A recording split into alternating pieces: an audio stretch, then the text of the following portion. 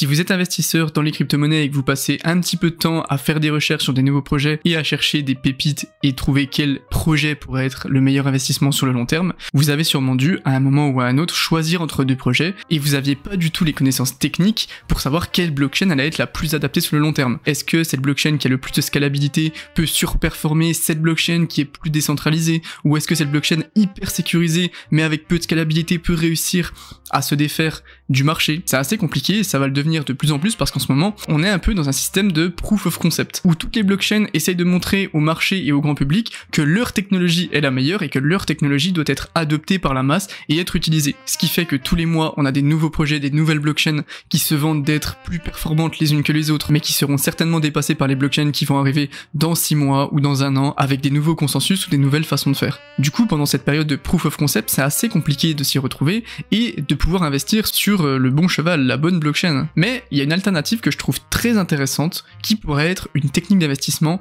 ultra prometteuse sur le long terme. Je vous ai dit qu'on était dans un système de proof of concept, où chaque blockchain essaie de développer un système plus utilisable et plus adoptable par la masse. Mais une fois que les blockchains auront atteint un potentiel technologique suffisant pour être utilisés par des grosses institutions, par des grosses sociétés, pour être adoptés d'un point de vue mondial, eh ben, on va passer à une autre étape. Une étape où les blockchains seront adoptées et où l'objectif technologique ne sera pas d'améliorer les blockchains en elles-mêmes, pas d'améliorer la technologie de la blockchain, mais plutôt d'améliorer l'utilisation de cette blockchain, en créant des applications et des systèmes qui vont graviter autour de ces blockchains pour les rendre beaucoup plus utilisables. Et c'est exactement le principe de la crypto-monnaie et de l'écosystème dont je vais vous parler aujourd'hui qui s'appelle The Graph. The Graph, c'est pas une blockchain qui se vante d'avoir le plus de scalabilité, la plus grande décentralisation ou la plus grande sécurité, comme certaines blockchains dont je peux vous parler dans d'autres vidéos. C'est quelque chose qui est totalement différent. L'objectif de The Graph, il est très ambitieux, mais à la fois hyper évident. Son objectif, c'est de prendre toutes les blockchains qui existent, donc Ethereum, Solana, Avalanche, toutes les blockchains qui vont être créées ensuite, de les regrouper dans un écosystème et de pouvoir les indexer pour permettre à n'importe qui, n'importe quel utilisateur qui a besoin d'une information dans telle ou telle blockchain, de lui donner une porte d'entrée unique, peu importe l'information dans la blockchain qu'il cherche. Et évidemment, je pense que cette technologie vous rappelle forcément quelque chose, Google. Google, c'est exactement ça. L'objectif de Google, c'est de prendre toutes les informations qu'il y a sur Internet, de les mettre dans un grand registre et de donner une porte d'entrée unique, c'est-à-dire le navigateur Google, à toutes les personnes qui veulent chercher des informations sur Internet. Ils utilisent Google et tout est référencé sur Google. Et c'est pour ça qu'on appelle The Graph le Google de la blockchain. The Graph veut être à la blockchain ce que Google est actuellement à Internet. Quand on a commencé à parler du développement d'Internet, de ce qu'on appelle le web, il y avait cette société Google dans la fin des années 90, au début des années 2000, qui avait pour objectif d'indexer toutes les données du web. Pendant cette période dans les années 2000 où on avait énormément de systèmes de protocoles qui avaient pour but d'intégrer Internet et d'utiliser Internet de la meilleure façon comme on peut l'avoir maintenant avec les blockchains, Google pendant ce temps-là, ils n'étaient pas du tout dans cette course à la technologie, ils étaient à côté, ils indexaient tranquillement de plus en plus les informations qui arrivaient sur Internet et ils sont devenus l'un des plus gros géants de l'histoire de la technologie. Et c'est ça qui est très intéressant avec The Graph, je trouve, c'est que comme je vous ai dit en début de vidéo, en ce moment on est dans un système de proof of concept. Aujourd'hui les blockchains les plus utilisées c'est Ethereum, Solana par exemple. Mais imaginez que dans 6 mois, 1 an, il y a une blockchain énorme avec un budget énorme qui va être la solution parfaite à tous les problèmes actuels des blockchains, c'est-à-dire scalabilité, décentralisation et sécurité, et ben cette blockchain va finir par être adoptée et utilisée. Aucune blockchain actuellement n'est fixée dans le temps et vu qu'on est dans une période d'adoption et de test entre les blockchains, personne ne sait vraiment quelle blockchain sera utilisée par les entreprises et par la masse dans les années à venir. Donc personne n'est sûr de quelle blockchain sera utilisée. Par contre, une chose est quasiment sûre, c'est que la blockchain sera utilisée dans les années qui viennent, sera beaucoup plus utilisée que maintenant, et en vrai, prendre le pari de l'adoption globale de la blockchain, plutôt que prendre le pari d'une blockchain en particulier, c'est quand même quelque chose de beaucoup moins risqué, et qui a beaucoup plus de chances d'évoluer. C'est pour ça que ça peut être très intéressant de s'intéresser à The Graph, parce que c'est un système qui se développe sur le fait que la blockchain sera utilisée dans les années qui arrivent. Il faut vraiment comprendre que la blockchain c'est très récent. On a eu le Bitcoin qui est arrivé en 2008, qui a commencé à être connu un petit peu par la masse en 2011-2012, et les gens ont découvert la blockchain. Ils se sont dit, waouh, pas mal, ça permet de faire des transactions de manière décentralisée, franchement pas mal. Ensuite, on a eu Ethereum.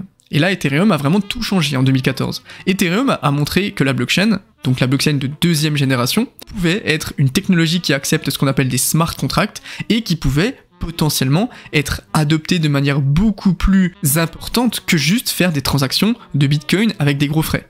On s'est rendu compte que, ah ouais, peut-être il y avait un truc à faire. Mais la blockchain de deuxième génération, regroupée par Ethereum et d'autres blockchains, est une blockchain qui est pleine de promesses avec encore beaucoup de problèmes. Et en ce moment, on est dans le début de la phase des blockchains de troisième génération. C'est-à-dire des blockchains qui se sont inspirées des blockchains de deuxième génération, mais qui essayent maintenant de combler les problèmes qu'elles peuvent avoir pour être adoptées par la masse. Et en ce moment, donc, des blockchains de troisième génération émergent un petit peu partout et essayent de développer ces problèmes. Et une fois que ces blockchains arriveront à être utilisées, une fois qu'on aura passé cette phase de proof of concept, on va passer à la phase d'adoption. D'adoption pourquoi? Pour le web 3.0.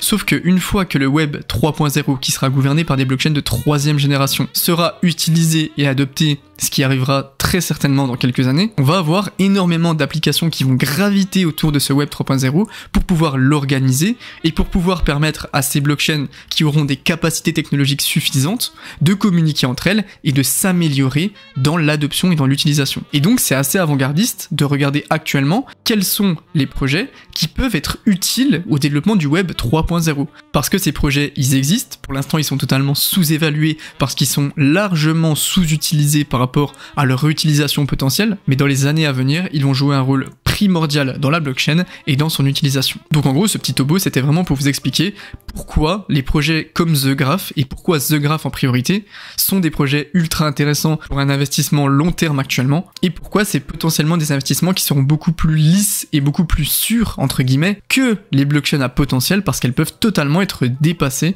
par cette course à la technologie. Pour résumer tout ça simplement, il faut comprendre que actuellement dans la blockchain et les crypto-monnaies, on est dans un écosystème où la carte augmente sans cesse et va augmenter de plus en plus, et The Graph peut être le projet qui propose à cette grande carte qui s'agrandit sans cesse, une boussole et un compas pour s'orienter. Évidemment, on compare beaucoup The Graph avec Google de manière totalement normale, mais il y a une chose très importante qui différencie The Graph et Google, c'est évidemment la décentralisation.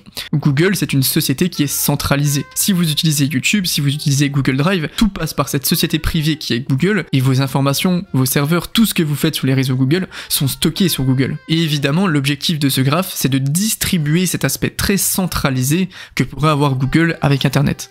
Donc forcément, ce graphe ne fonctionnera pas du tout comme Google, c'est normal. Google, c'est une société privée qui utilise ses employés et qui utilise ses propres serveurs. Là, The Graph va avoir un système totalement différent qui fait intervenir la blockchain et sa crypto-monnaie, le JRT. Et je vais vous expliquer un petit peu comment fonctionne The Graph parce que c'est hyper intéressant. Actuellement, avec l'utilisation de Google et de l'Internet 2.0, on est dans un système qui est très binaire. On a un utilisateur A qui va rémunérer les services d'un prestataire B.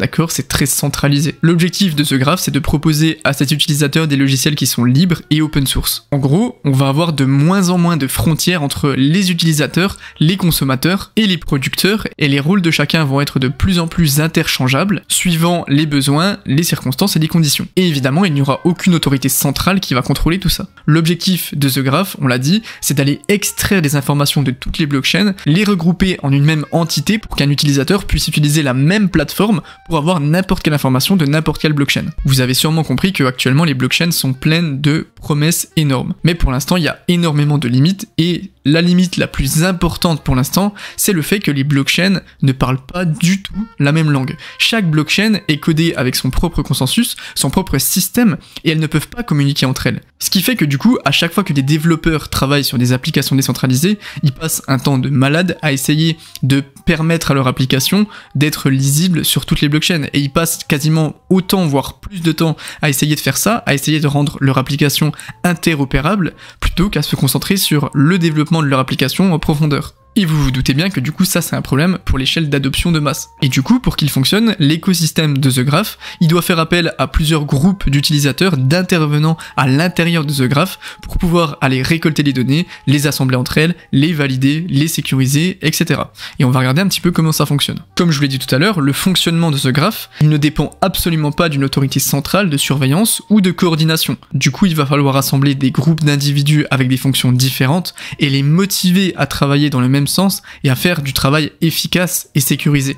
Mais comment on va faire ça ? et ben c'est là qu'intervient le token GRT. Le GRT, c'est le token qui régit tout l'écosystème de The Graph et qui récompense les individus qui participent à la collecte et à la traduction des informations. On a 6 types de groupes d'individus qui vont permettre le développement de The Graph. Déjà, on a les développeurs. Les développeurs, c'est ceux qui vont construire des applications décentralisées et qui vont communiquer avec The Graph. Ensuite, on a ce qu'on appelle les indexateurs. En gros, eux, c'est les opérateurs des nœuds du réseau. Ils vont s'occuper de la sécurisation de la blockchain et en échange, ils toucheront des récompenses en token GRT. Ensuite, on a ce qu'on appelle les conservateurs. Les indexateurs qu'on a vu juste avant, ils sont chargés de collecter les informations. Il faut vraiment voir ça comme si ils étaient dans une mine, ils piochent, ils trouvent des informations, et les informations, ils les envoient au conservateur qui va les analyser et voir si elles sont utilisables ou alors est-ce qu'elles ont besoin d'être traduites, d'être jetées, d'être sécurisées, etc. Ensuite, on a les délégateurs. En gros, les délégateurs, c'est un petit peu le manager du groupe. Eux, ils font l'interface entre les indexateurs et les nœuds du réseau, et c'est eux qui supervisent et qui organisent les tâches à droite à gauche. Bien évidemment, vous vous doutez que là, je vulgarise à fond. Évidemment, c'est beaucoup plus technique que ça. Mais l'objectif, c'est pas de vous noyer dans les termes techniques, c'est que vous compreniez, et si vous le désirez, vous allez faire vos recherches en profondeur pour comprendre ce qui vous intéresse. Ensuite, on a l'arbitre. En gros, l'arbitre, il patrouille sur les réseaux, il recherche des transactions qui sont pas conformes, et il est chargé de la sécurité et de la validation des transactions et des informations qui circulent. Et ensuite, on a ce qu'on appelle le pêcheur, le fisherman, qui supervise tout et en gros qui agit uniquement s'il y a un problème. Il est avec sa canne à pêche, il bouge pas, et dès que ça mord, il intervient. Je vous invite vraiment, si vous êtes intéressé par l'écosystème The Graph, à aller sur le site, à regarder comment ça fonctionne. Le site est hyper bien expliqué, hyper vulgarisé, c'est très simple de comprendre, pourtant on est sur des termes qui sont très techniques d'un point de vue informatique, et vraiment que ce soit pour votre culture, pour votre profil d'investisseur, ou si vous êtes un développeur ou autre, de comprendre comment ça marche, ça peut vraiment vous aider et vous orienter. Et du coup, nous, ce qui est très intéressant, c'est notre token GRT. Le GRT, je vous l'ai dit, c'est le token qui régit tout l'écosystème de The Graph. Le GRT, il a été développé en 2017 et il évolue sur le réseau Ethereum. Il a été sorti il y a pas très longtemps, en décembre 2020, et quand on voit le lancement qu'a fait le token GRT, on se dit vraiment que derrière ça, il y a potentiellement une technologie qui peut être vraiment game changer à la Google pour qu'il y ait autant d'investissements et de liquidités qui ont été débloqués en si peu de temps pour un projet si récent. On se retrouve sur CoinMarketCap pour parler du GRT. Le GRT, c'est vraiment le token qui régit tout l'écosystème et toute l'architecture de The Graph. C'est un token qui est codé dans les standards ERC20, donc sur le réseau Ethereum, et qui permet de procéder à des échanges de valeur entre les différents acteurs de tout le réseau The Graph, comme je vous ai dit tout à l'heure. C'est le token qui récompense les indexeurs, les conservateurs, les délégateurs, etc. Le token The Graph, il est 51e du classement CoinMarketCap, actuellement il vaut 40 centimes, et il a un market cap de 1,9 milliard de dollars. Et vous voyez que c'est un token qui est très récent. Il a été lancé fin décembre, 18 décembre. Il a été listé sur Coinbase Pro seulement, genre quelques semaines seulement après la mise en place. Il y a des énormes primo-investisseurs comme Coinbase Venture ou Multicoin Capital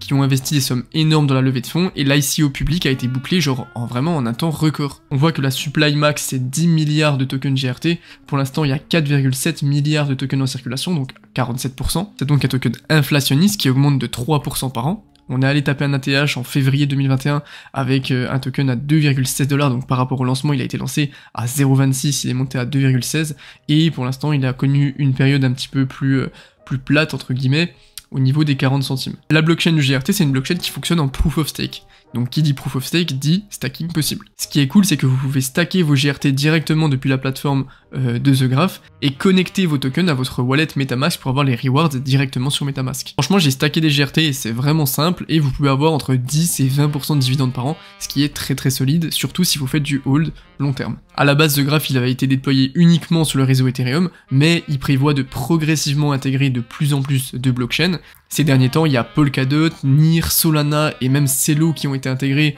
à la carte de The Graph, donc il prévoit vraiment de couvrir le plus de blockchains possible. Dites-vous bien que la croissance de The Graph, elle avait fait x100 en 2020, et que c'est un projet qui évolue de manière exponentielle. Pourquoi ? Parce que si sur la blockchain, il y a de plus en plus d'informations, forcément, The Graph pourra indexer de plus en plus d'informations, et donc sa croissance pourra devenir énorme. Honnêtement, je trouve que le projet The Graph, c'est un des projets les plus prometteurs qui arrivent. Parce que comme je vous l'ai dit pendant cette vidéo, The Graph, ils sont pas dans le sprint pour avoir la meilleure technologie. Ils sont à côté, comme ça, avec leurs jumelles, ils regardent, ils attendent patiemment, ils notent, ils s'adaptent, et au moment où il y aura besoin d'eux, ils seront là, ils auront leur système qui sera prêt et qui sera utilisable et adapté et qui pourra potentiellement être adopté très très rapidement. Donc c'est un projet qui est très avant-gardiste selon moi et je pense que de plus en plus on va avoir de nouveaux projets dans les crypto-monnaies et dans la blockchain qui seront pas des blockchains de smart contracts comme on a en ce moment, mais qui seront des projets qui graviteront comme The Graph et qui auront une énorme valeur ajoutée dans le monde des crypto-monnaies. Donc honnêtement, The Graph, très très gros potentiel. Je vous ai mis plein de liens dans la description si vous voulez en savoir plus sur The Graph pour comprendre comment ça marche d'un point de vue plus technique et aller en profondeur. N'hésitez pas à me dire dans les commentaires ce que vous pensez du token The Graph. Et si vous avez envie de discuter avec la communauté, je vous invite vraiment à venir dans le Discord, l'ambiance est très sympa. Le lien est dans la description et vous pourrez discuter de crypto-monnaies, de blockchain, mais pas que, avec tous les membres de la communauté. Merci beaucoup d'avoir regardé cette vidéo, c'était Iril Crypto et on se retrouve très bientôt.